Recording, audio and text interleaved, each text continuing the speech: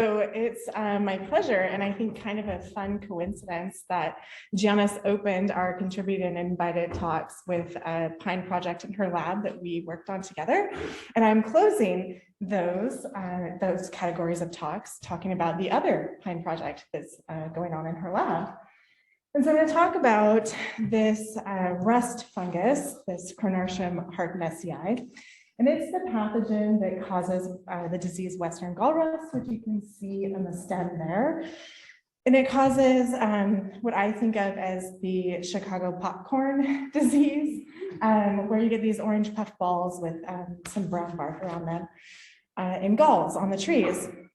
And this susceptibility to the disease is variable, as we've seen in many talks throughout the last 2 days.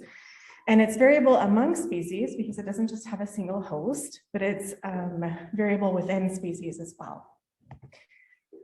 And this variation led our research group to ask the question, is there evidence of coevolution between the pathogen and those hosts? And to address this question, really Kathy leveraged population location information for the host species against population structure for the pathogen species. And then there were additional tests of virulence and other things included in this manuscript. And my co-authors listed there that they let me present this, even though I'm third, so thank you. But there are 2 host-specific lineages that they found where the eastern strain has additional substructure, which you can see in the blue and some green, and those are co-occurring only with jack pine. And then in the western lineage, there's no substructure, and those are only co-occurring with lodgepole pine. So there is this host-specific lineage and diversification. There's also differential resilience to these fungal lineages. So an experiment run by Chandra McAllister in the lab, I'm showing pathogen strain on the top, and then the 2 facets have each strain, the east and the west, that were identified by Kathy's landscape genomics approach. And then on the y-axis, there are the different species, so jack pine, hybrids, and lodgepole pine, and then a time series. And you can see how the disease is progressing in those different samples. And lodgepole pine always is the least resilient. It's the most susceptible. It has more virulence happening with the pathogen than either jack pine, which is the most resilient, or the hybrid, which is in between, which is kind of beautiful result, honestly, and was super fun to see. And also, there's a difference, though, in the pathogenicity of the strains. And the western strain, which we are saying is likely co-evolved with the lodgepole pine host, is more virulent in lodgepole pine. There's the stronger response. You see more red in those lodgepole pine samples. You see them earlier. And so that led us to say, taken together, I forgot this part, excuse me, but back up 1 second. So taken together, the results from this and other things that are in our manuscript, we think that this is good support for a coevolutionary relationship amongst the host and the pathogens. But like I said, there's this difference in virulence between the strains. And so that was surprising, because it's okay if you can't see the node support or anything on this tree. You can see it's a big comb and the support is terrible.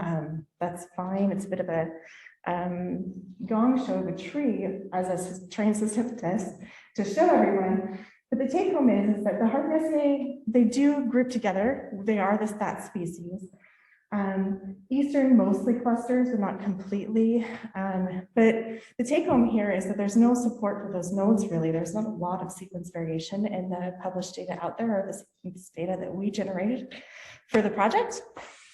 And so Janice let me run with this as a passion project, is what's going on if we don't have a lot of sequence resolution, there's a lot of clones in the data set, then what's going on with these to cause them to have additional pathogenicity?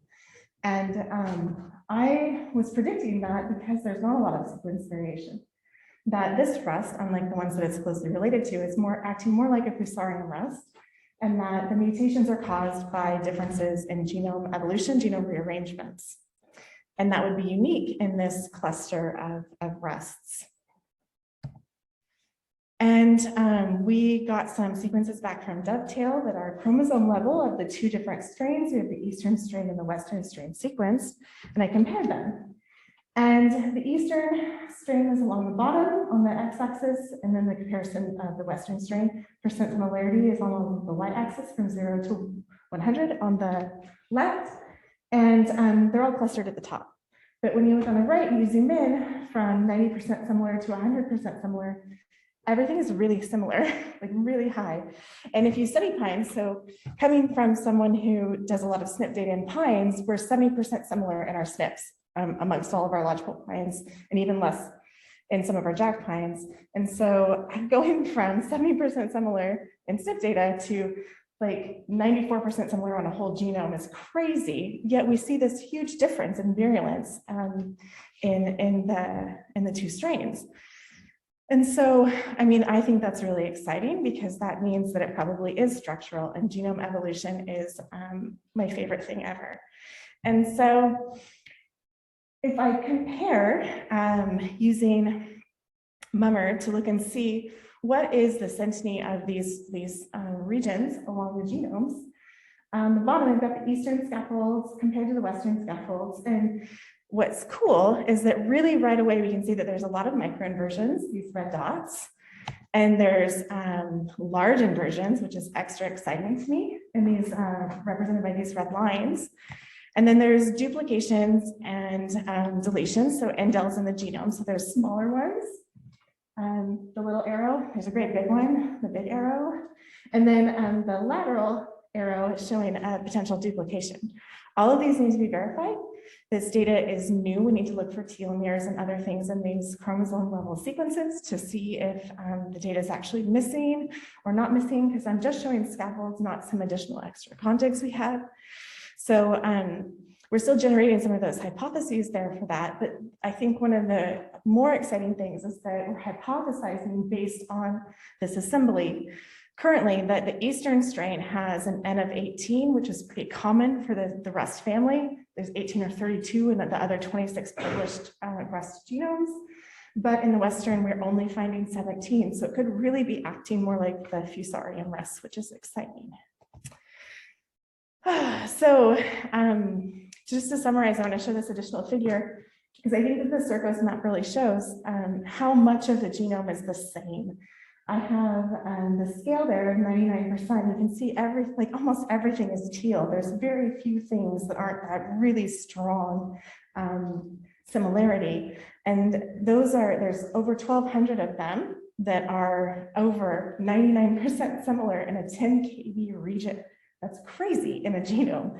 And so I think it's really fun to switch and look at the pathogen side of things while everyone else in the lab still focuses on how the pines are reacting to the fungus to add this part of the story. So we're still currently generating hypotheses about the cause. We need to do more to validate what's going on with chromosome counts and these inversions to verify that they're actually real and not artifacts. But we've also got resequence data from additional 30 genomes, and there's more on the way to test some of these point mutations, because of course it could be a polygenic thing that we're not picking up. And we can test that versus and look for outliers there versus look at some of these inversions and other things that are happening. But all of it is incredibly exciting. So yeah, that's what we're doing. So thanks for our funding sources and Dovetail, because they gave us matching sequencing. They gave us a BOGO. We got a buy one, get one free, which was great. Thank you to them. And then there's additional collaborators that weren't acknowledged in our paper that I wanted to make sure to put up here today. So, thank you.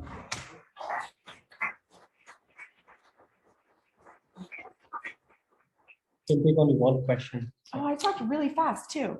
Dana has a question. Dana. One question. You have a autoecious rust, right? Mhm. For sexual recombination. We aren't sure. Not sure. The literature doesn't support that it's necessarily one or the other. We think that it's not sexually reproducing, but we're not positive. This looks sexual, right? This looks like it's not sexually reproducing. Agreed. Yeah. Mhm. Okay. Yep. It's pine to pine too, so it's also weird. Yeah. it's doing weird things. We're not certain. They're, the actual mycologists aren't 100% sure that it's not sexually reproducing in some areas, but not all. So some of them might be having sex, but not all of them. That's where we're at. That's as far as I understand it. I apologize. Yep. Sequence multiple strains in each Western and East, or is it just a single strain? I mean, fingers crossed. We hope so. We're so the typing to find the different structure in the fungus was done with microsatellites because it's hard to tell them apart just with sequence data, like I showed with that phylogeny. It was terrible, but proved our point. It was good enough for what we needed it for, but not good enough to do what the microsatellites could do for us. We got more information out of them than we would have gotten out of point mutation to do the rest of it. And so we're going to need to microsatellite type all of these new samples. So we've sequenced them first and we're typing them second, but we'll see. More variation in microsatellites. There, well, yeah, right now. Yeah, I mean, that just means that we haven't picked the right gene, to be honest, right? I mean, there are lower quality, lower similarity regions in the genome. I showed 10 kb fragments, but there are other fragments that are smaller that have lower similarity. It goes down to 64%. So there are regions that we may be able to mine for being able to find strain-specific SNPs or point mutations that are fixed in these different strains or identify additional variants. And so stay tuned. Yeah. Right, thank you.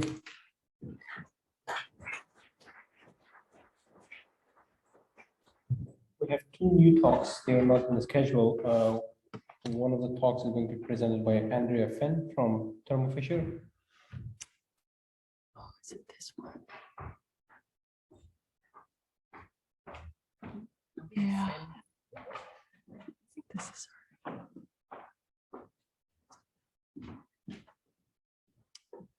Is this your presentation? Yep. Okay.